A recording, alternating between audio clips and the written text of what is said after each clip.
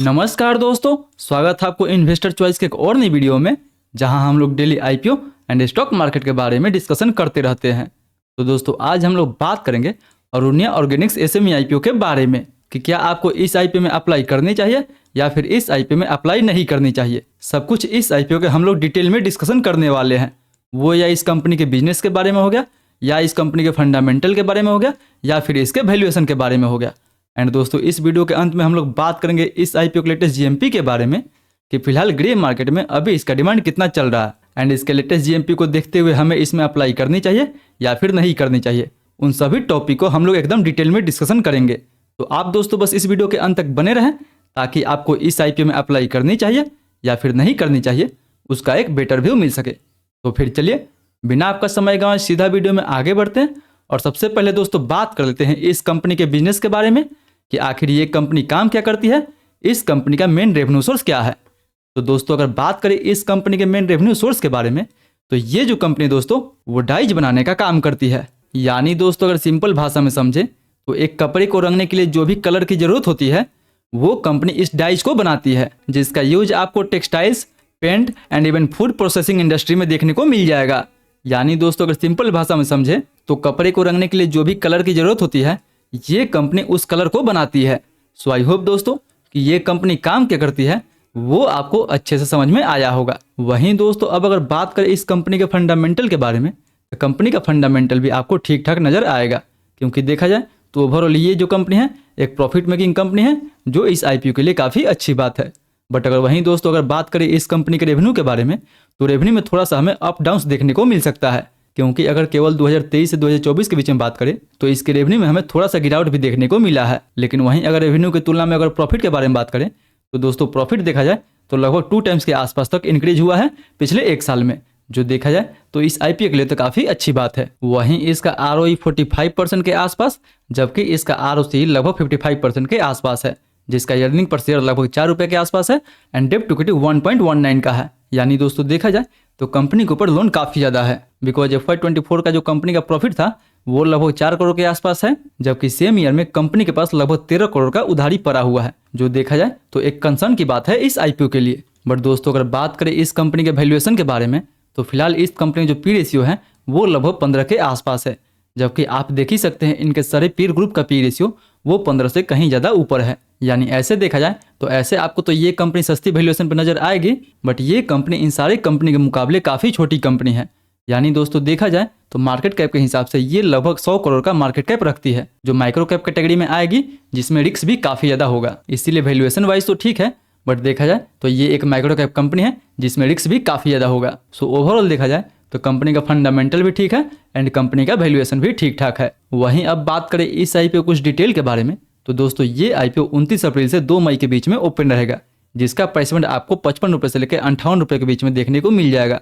And बात दोस्तों अगर करें इस आईपीओ टोटल इशू साइज के बारे में तो इस आईपीओ टोटल इशू साइज लगभग 34 करोड़ के आसपास होने वाला है, जो देखा जाए तो 3.5 करोड़ के आसपास तक फ्रेश इशू होने वाला है एंड 3.5 करोड़ के आसपास तक ऑफर फॉर सेल होने वाला है। यानी दोस्तों ये 350 करोड़ जो होगा वो कंपनी के प्रमोटर के पास जाने वाला है एंड बाकी बचा 30 करोड़ के आसपास कंपनी के पास जाएगा, जिसको ये कंपनी अपने बिजनेस ग्रोथ के लिए यूज करेगी। वहीं देखा जाए तो 10 रुपये के फेस वैल्यू पर मिनिमम आप इसमें एक लॉट अप्लाई कर सकते हैं। एक लॉट में आपको 2000 शेयर मिलेगा, जिसके लिए आपको 1,16,000 रुपये तक इन्वेस्ट करना होगा। वहीं दोस्तों बात करें इस आईपीओ कोटा के बारे में तो रिटेल को इस आईपीओ में लगभग 40% का कोटा दिया गया है। वहीं एनआईआई को भी लगभग 40% का कोटा दिया गया है, जबकि अगर क्यूआईबी के बारे में बात करें तो दोस्तों क्यूआईबी को केवल 20% का ही कोटा दिया गया है। यानी इस आईपीओ में मैक्सिमम कोटा रिटेल के लिए रिजर्व रखा गया है एंड एनआईआई के लिए रिजर्व रखा गया है। सबसे कम कोटा आपको क्यूआईबी का देखने को मिल जाएगा, जो मेरे हिसाब से एक अच्छी बात नहीं है, क्योंकि देखा जाए तो आईपीओ लिस्ट होने के बाद ही रिटेल की तरफ से काफी ज्यादा इसमें प्रेशर देखने को मिल सकता है एंड कुछ पैनिक लाइक भी सिचुएशंस क्रिएट हो सकता है। क्योंकि दोस्तों किसी भी आईपीओ में अगर क्यूआईबी का पोर्शन ज्यादा होता है तो उस आईपीओ को जनरली हम एक स्टेबल आईपीओ मानते हैं, क्योंकि देखा जाए तो क्यूआईबी का जनरली कुछ लॉक इन पीरियड होता है जिसके बाद ही क्यूआईबी उस आईपीओ को सेल कर सकते हैं। बट रिटेल के लिए ऐसा कोई रूल नहीं होता है, जैसे ही ये आईपीओ लिस्ट होगा रिटेल अपना जो आईपीओ है वो सेल करना शुरू कर देंगे। इसीलिए इस आईपीओ में लिस्टिंग के दिन आपको ज़्यादा सेलिंग देखने को मिल सकता है। इसीलिए आपको ध्यान रखना है कि इस आईपीओ में जो क्यूआईबी का कोटा है वो केवल 20% का ही रहने वाला है। वहीं बात कर लेते हैं अब इस आईपीओ कुछ इंपॉर्टेंट डेट के बारे में तो दोस्तों ये आईपीओ 29 अप्रैल से ओपन होने वाला है एंड 2 मई को ये क्लोज होने वाला है, वहीं इसका अलॉटमेंट आपको 5 मई को देखने को मिल जाएगा एंड इसका रिफंड भी आपको 6 मई को ही देखने को मिल जाएगा। एंड बाई चांस दोस्तों अगर आपको ये IPO अलॉट हो जाता है तो इसका शेयर भी आपके डीमेट अकाउंट में 6 मई को ही क्रेडिट कर दिया जाएगा। एंड फाइनली दोस्तों इस IPO की लिस्टिंग आपको 7 मई को देखने को मिल जाएगा, यानी 7 मई को ही आप इस IPO को नॉर्मल एक स्टॉक्स की तरह ट्रेड कर सकते हैं। इसलिए बात आता है कि क्या आपको इस IPO में अब अप्लाई करनी चाहिए या फिर नहीं करनी चाहिए। तो दोस्तों अप्लाई करें या फिर ना करें उसके लिए सबसे पहले हमें इसके अभी लेटेस्ट GMP के बारे में डिस्कशन करना होगा। तो अगर बात करें इसके लेटेस्ट GMP के बारे में तो दोस्तों फिलहाल अभी इसके ग्रे मार्केट में कोई डिमांड देखने को नहीं मिल रहा है। इसलिए अगर आप अभी तक फिलहाल इस IPO में अप्लाई करते हैं तो आपको इस IPO में कोई भी लिस्टिंग गेंस देखने को नहीं मिलेगा। इसलिए अगर आप इस IPO में लिस्टिंग गेंस के लिए अप्लाई करना चाहते हैं तो जब तक इस IPO ग्रे मार्केट में डिमांड 30% से ऊपर ना हो तब तक आपको इस IPO में अप्लाई नहीं करनी चाहिए। एंड हाँ दोस्तों अगर आपको इन सभी IPO के लेटेस्ट GMP की जानकारी चाहिए तो उसके लिए आप हमारे टेलीग्राम ग्रुप से जुड़ जाएं। वहाँ पे डेली आपको हर IPO के लेटेस्ट GMP की जानकारी देखने को मिल जाता है। तो जो भी आपको डिसीजन लेना होगा उस GMP की बेस पे आप ले सकते हैं। बट अगर बात करें कि क्या आपको इस IPO में लॉन्ग टर्म के लिए अप्लाई करनी चाहिए या फिर नहीं करनी चाहिए, तो दोस्तों सबसे पहले तो इस कंपनी का फंडामेंटल भी ठीक है एंड देखा जाए तो वैल्यूएशन भी काफ़ी अच्छा है। बट देखा जाए दोस्तों तो ये जो कंपनी है वो एक माइक्रो कैप कंपनी है जिसका मार्केट कैप केवल 100 करोड़ का है। यानी देखा जाए तो ऐसा कुछ भी कंपनी में ऊंच नीच होता है तो उसका इमीडिएट इफेक्ट सीधा हमें इस कंपनी के फंडामेंटल पे देखने को मिल सकता है। इसीलिए माइक्रो कैप में जितना रिस्क होता है उतना ही आपको रिवार्ड भी देखने को मिलता है। इसीलिए अगर आप हाईली रिस्क लेना चाहते हैं तब आप इस IPO के साथ लॉन्ग टर्म के लिए जाएं। एंड अगर आपको रिस्क नहीं लेना है, सेफ प्ले करना है तो आप केवल लिस्टिंग गेंस के लिए अप्लाई करें, वो भी इसके ग्रे मार्केट में डिमांड अगर 30% के ऊपर हो तो। एंड फिलहाल अगर मैं अपना बात करूँ तो मैं भी इस IPO में केवल लिस्टिंग गेंस के लिए ही अप्लाई करने वाला हूँ। वो भी मैं इस IPO में तब अप्लाई करूँगा जब इसके ग्रे मार्केट में हमें 30% से ऊपर डिमांड देखने को मिलेगा तब।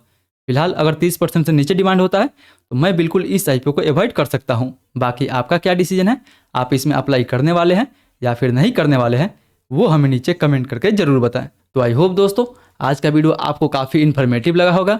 अगर वीडियो अच्छा लगे तो वीडियो को लाइक करें, चैनल को सब्सक्राइब करें एंड जो भी आपका सवाल है मेक श्योर के नीचे हमें कमेंट करके जरूर बताएं। फिर मिलते हैं अगले वीडियो में, तब तक आप इस वीडियो को टैप करके अथर एनर्जी का फुल IPO रिव्यू देखना ना भूलें क्योंकि अथर एनर्जी का IPO अभी खुला हुआ है।